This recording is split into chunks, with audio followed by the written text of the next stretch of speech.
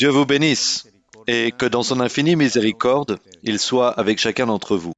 Aujourd'hui, nous allons méditer dans le psaume 42 au sujet de la merveilleuse prédication que nous a donnée notre sœur Maria Luisa, la leader mondiale de l'Église, qu'elle a donnée au sujet du Seigneur Jésus-Christ, qui est la sagesse. Le Saint-Esprit nous a enseigné abondamment son enseignement, le salut et la bénédiction. La bénédiction a été aussi beaucoup plus grande. Le Saint-Esprit s'est manifesté à travers du don de la prophétie et nous a fait des promesses merveilleuses. Il a dit qu'il nous amènerait de la joie, qu'il nous donnerait des triomphes, des victoires et qu'il éloignerait les jours mauvais, qu'il nous donnerait de la joie, de la tranquillité, de la paix, qu'il quitterait la tristesse et qu'il sécherait les larmes de beaucoup. Merveilleux est notre Père céleste. Ici, dans le verset 1 du chapitre 42, il dit « Comme une biche soupire après des courants d'eau », et vous savez qu'une biche, c'est un animal qui est doux, et la Bible dit que la biche soupire après des courants d'eau. Elle a besoin de l'eau pour pouvoir survivre, comme nous tous, nous avons besoin de l'eau pour pouvoir vivre. Ici, il fait une comparaison. Il dit, comme une biche soupire après des courants d'eau, ainsi mon âme soupire après toi, ô Dieu. Ce sont les paroles du Maître de Galilée, notre Seigneur Jésus-Christ, ici dans ce psaume. Et aujourd'hui, nous pouvons la reprendre pour nous, quand nous acclamons Dieu, quand notre âme clame à Dieu dans la tristesse, dans l'angoisse. Et le verset 3 dit, « Mon âme a soif de Dieu, du Dieu vivant. » C'est ce que dit le Seigneur Jésus-Christ. Et nous, aujourd'hui, nous lui disons la même chose, parce que nos âmes ont soif de Dieu. De quel Dieu? Non, pas d'une idole, pas d'un Dieu qui est muet, pas d'un Dieu qui ne parle pas d'un Dieu avec qui nous n'avons pas de communication, pas d'un Dieu distant, non. Non, notre âme a soif du Dieu vivant. Louange et gloire à notre Seigneur. Mon âme a soif de qui? Du Dieu vivant. Alléluia. Cela change tout. Aujourd'hui, nous avons un Dieu vivant auquel nous pouvons demander son aide, son appui, lorsque notre âme cherche Dieu lors du moment de difficulté, du besoin, de la maladie, d'une adversité. Nous pouvons prier et trouver sa réponse, son soutien et son aide. Gloire au Seigneur. Ça, c'est le Dieu vivant, le Dieu qui se manifeste, le Dieu qui donne des expériences à l'être humain. Le Dieu d'hier, c'est le même Dieu qui est là aujourd'hui. Il donne des expériences réelles à l'homme depuis le début et aujourd'hui, il les donne à notre Église. Et il continuera de la donner, comme le Saint-Esprit le disait à travers de la prophétie. Louange au Seigneur. D'ici part notre conviction et notre sécurité en Dieu. Alléluia. Cette sûreté et cette conviction, c'est en un Dieu qui est éternel, le Dieu de toutes les époques, le Dieu qui n'est pas mort, le Dieu qui a parlé dans l'Antiquité et qui continue de parler aujourd'hui, qui parle aux prophètes, qui a parlé à Adam, qui a parlé à Noé, qui a parlé à ses disciples et qui continuera de parler jusqu'au final à travers du Saint-Esprit, comme nous l'avons vu dans l'enseignement sur le Seigneur Jésus-Christ, qui est la sagesse. Ce Dieu vivant nous a parlé et il nous a promis qu'il allait bénir à ceux qui ont été forts, à ceux qui ont persévéré dans le chemin et qu'il allait détruire le mal. Et le Seigneur nous exhortait aussi à ce que nous prions et que nous lui demandions en croyant et en étant sûrs que nous allons recevoir ce que nous demandons. Et dans le verset 3, il dit, « Quand irai-je et paraîtrai-je devant la face de Dieu ?» Ça, c'était la grande joie du Seigneur Jésus-Christ, se présenter devant le Père céleste, devant notre protecteur, devant notre aide, devant celui qui nous aide dans les difficultés, devant le Dieu qui nous répond et qui nous permet de sentir sa présence, devant le Dieu qui nous fait connaître sa manifestation à travers de ce que nous sentons et de ce que nous vivons. C'est pour ça que la Bible dit « Mon âme a soif de Dieu, du Dieu vivant ». C'est ici, dans la grande difficulté, dans la tribulation, dans les douleurs, dans la joie ou dans l'allégresse ou parmi la tristesse, notre aliment, celui du Seigneur Jésus-Christ est le nôtre. Notre rafraîchissement, c'est le Dieu vivant. Ça, ce sont les courants d'eau, ce sont la doctrine et la manifestation du Dieu vivant et puissant. Louange à notre Père céleste. Quand irai-je et paraîtrai-je devant la face de Dieu? Au lieu de fuir, au lieu de s'effondrer, plus de prières, plus de lecture de la Bible, plus d'obéissance envers Dieu, plus de rectitude devant Dieu, plus de recherche de Dieu. Et dans le verset 4, il dit « Mes larmes sont ma nourriture jour et nuit ». Pendant qu'on me dit sans cesse « Où est ton Dieu ?» C'est arrivé au peuple d'Israël quand ils ont désobéi. La gloire de Dieu a abandonné le temple. La présence de Dieu n'était plus avec eux et est venu le châtiment et la destruction. Il disait ainsi au peuple d'Israël, « Où est ton Dieu? Ton Dieu n'est pas puissant ?» Et le Seigneur Jésus-Christ l'a vécu de cette manière lorsqu'il est venu sur la face de la terre pour prêcher l'Évangile, la bonne nouvelle. Il a été aussi poursuivi par ceux de sa nation. Il a été critiqué en étant juif, en étant israélite. La Bible dit, « Tu es venu aux tiens, mais ils ne t'ont pas reçu. » Ils l'ont critiqué, les personnes de son peuple, lorsqu'il était en train de souffrir les persécutions, la calomnie. Ils l'ont emmené prisonnier et ils l'ont frappé et ils lui ont dit « Pourquoi tu ne prophétises pas?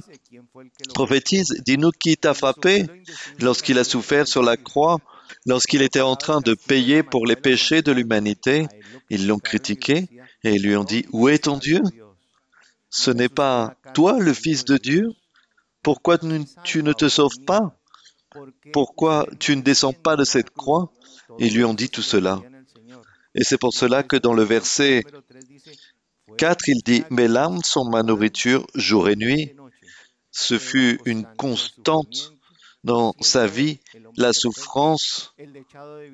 Il n'y avait pas en lui de péché, mais par amour pour nous réconcilier avec le Père céleste, il s'est rendu pécheur sans l'être. Et dans une innocence pure, il dit « Mes larmes sont ma nourriture jour et nuit ». Mais ils me disent tous les jours « Où est ton Dieu ?» Le Seigneur devait accomplir le plan établi par le Père céleste et suivre ce plan merveilleux de salut et de vie éternelle pour l'humanité. Et ainsi, comme le Seigneur Jésus-Christ a souffert tout cela, nous aussi nous allons vivre des difficultés, nous allons vivre des moments d'adversité, nous allons passer des épreuves, mais Dieu va permettre que des choses difficiles se passent dans notre vie pour voir ce qu'il y a dans notre cœur, pour voir notre conviction et notre fidélité. Et cela doit passer l'épreuve de toutes les circonstances de la vie. Les moments de douleur, même si on sent que le monde nous vient dessus, qu'il n'y a pas d'échappatoire, toutes les circonstances de la vie, les circonstances difficiles, c'est là où notre conviction et fidélité doit triompher. Dieu nous fait passer des épreuves pour voir si nous sommes fidèles, si nous sommes constants, si nous sommes fermes dans son chemin. Dieu le permet. Ne nous effondrons pas, allons de l'avant, parce que le Saint-Esprit, à laquelle je faisais référence, a dit qu'il y a des personnes qui sont allées en arrière, mais nous devons être vaillants. Le verset 6 dit, « Pourquoi t'as battu, mon âme, et gémis-tu au-dedans de moi? Pourquoi t'as battu, mon âme? Espère en Dieu, car je le louerai encore. Il est mon salut et mon Dieu. »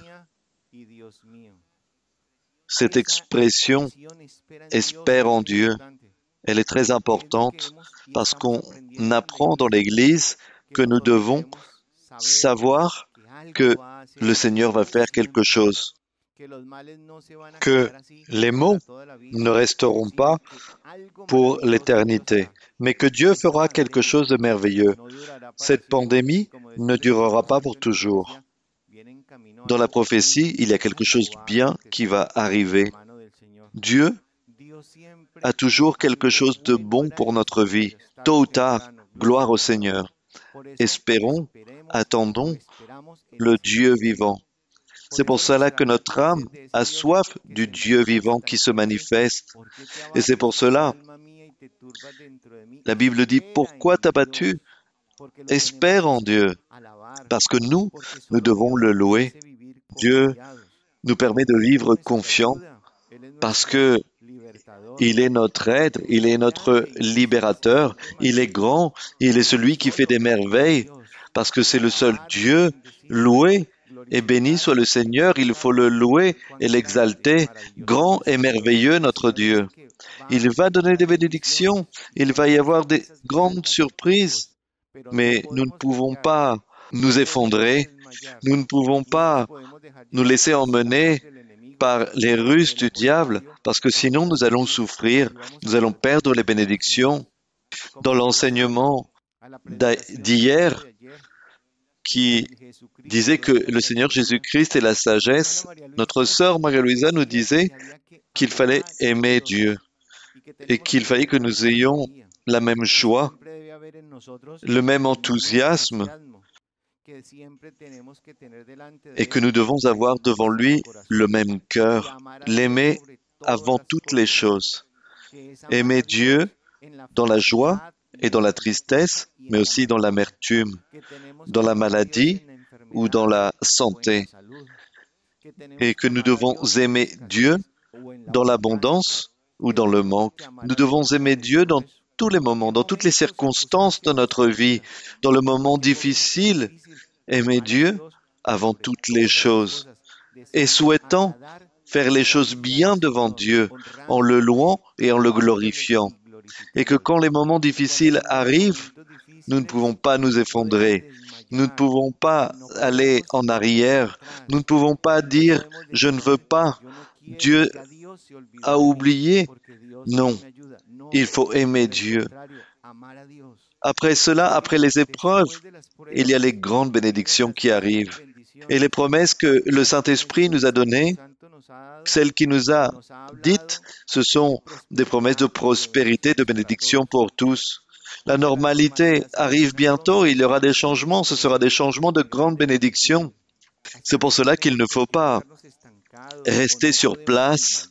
Nous ne pouvons pas perdre notre joie ou aller en arrière. Non, il faut aller de l'avant pour que nous puissions profiter de l'accomplissement de ces promesses merveilleuses, de ces triomphes sans égal, de cette victoire de laquelle nous allons tous jouir avec le Seigneur dans cette vie et que nous continuions de marcher vers le salut et la vie éternelle. Et dans le verset 9 dit, « Le jour, l'Éternel m'accordait sa grâce. » La grâce de Dieu, c'est pour toujours, parce que Dieu est bon et que pour toujours est sa miséricorde, parce qu'il est notre Dieu et il n'y a pas de bien en dehors de lui pour chacun d'entre nous.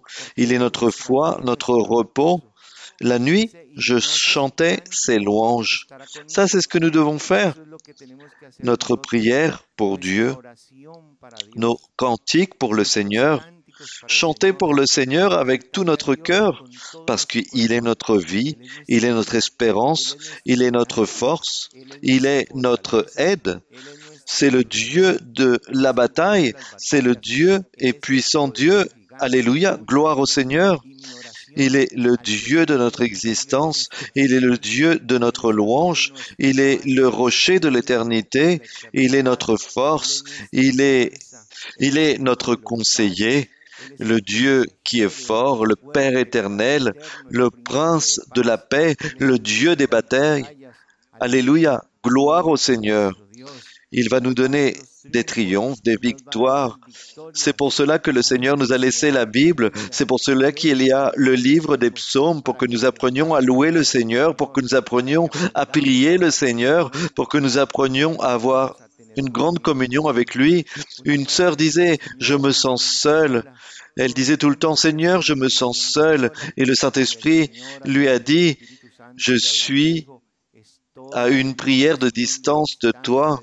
C'est pour cela que nous devons chercher dans les Écritures et apprendre. Et nous avons appris à travers des psaumes que le Seigneur a souffert, mais que le Seigneur nous a laissé le chemin et il nous a laissé une référence. Et ainsi, comme il a vécu les circonstances adverses, nous aussi nous allons les vivre. Et ainsi, comme il a souffert, nous aussi nous allons souffrir.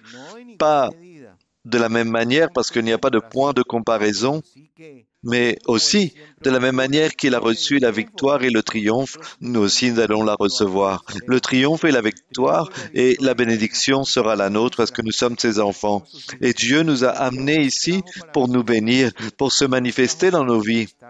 Et le Seigneur, un jour ou un autre, il nous bénira et nous serons ceux qui auront la victoire en le Seigneur Jésus-Christ. Et que la gloire et l'honneur soient pour notre Seigneur Jésus-Christ. Nous allons prier. Nous allons demander sa miséricorde et nous allons prier avec une grande conviction, la conviction qu'il nous écoute et qu'il va se manifester. Béni Seigneur, Père qui est grand, celui des cieux, le Dieu qui était, qui est et celui qui viendra. Tu es notre bouclier, tu es notre roi, tu es notre Dieu merveilleux, tu es le Dieu vivant, le Dieu que nous acclamons. Le Dieu devant lequel nous nous présentons et le Dieu en lequel nous avons la conviction et la sûreté qu'il nous écoute. Regarde-nous à travers de notre Seigneur Jésus-Christ qui nous a montré le chemin vers toi et manifeste-toi par amour à ton Église, par amour à cet appel, à celui que tu as donné à la leader de l'Église, notre sœur Maria-Louisa, par amour à ta doctrine, par amour à l'enseignement. Vivifie ta parole, Seigneur, et par ta miséricorde, manifeste-toi dans la vie de chaque personne qui écoute cette méditation. Manifeste-toi en œuvrant des miracles, des prodiges, en guérissant de maladies. Nous te demandons tous, Seigneur, et nous appelons à ta miséricorde que tu concèdes les pétitions de nos cœurs. Et si tu vois que nous allons de l'arrière, ou si nous effondrons, que tu nous prennes de ta main, que tu nous donnes de la force pour aller de l'avant. Manifeste-toi et glorifie-toi, mon Seigneur, et que ce soit de grandes bénédictions, tout ce que nous avons fait pour toi, parce que ça a été pour ta gloire et pour ton honneur. Tout cela, nous te le disons et nous te l'exprimons au nom du Seigneur Jésus-Christ. Amen. Mes frères, que la miséricorde de Dieu vous accompagne et vous bénisse immensément.